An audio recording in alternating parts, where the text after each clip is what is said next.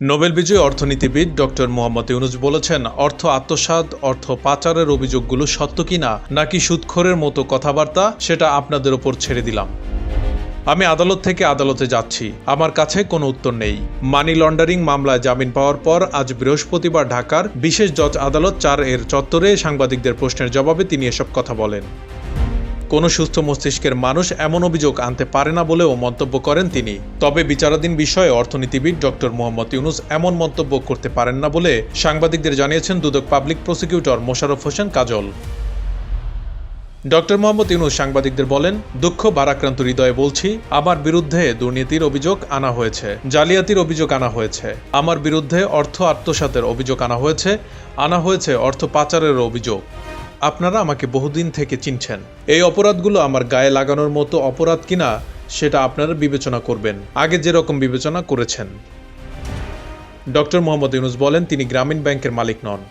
সুদ যদি কেউ নিয়ে থাকেন, গ্রামীণ ব্যাংকের মালিকরা নিয়েছেন। তিনি বলেন, আমাকে বলা হয়েছে আমি সুদখোর, বহুবার এ কথা বলা হয়েছে, আপনারা সেটি গ্রহণ করেননি। আমাকে যখন গ্রামীণ ব্যাংক থেকে বের করে দেওয়া হলো, তখন গ্রামীণ ব্যাংকের ৯৭% সদস্য ছিলেন এর মালিক।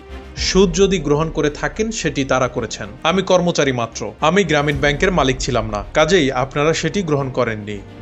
ডক্টর মোহাম্মদ ইউনুস আরও বলেন, আমাকে বলা হয়েছে গরিবের রক্তচোষা, আমি ১ কোটি গরিব মানুষকে ব্যাংকের মালিক বানিয়েছি, তাদের মালিকানা দিয়েছি, এটা তো সত্য।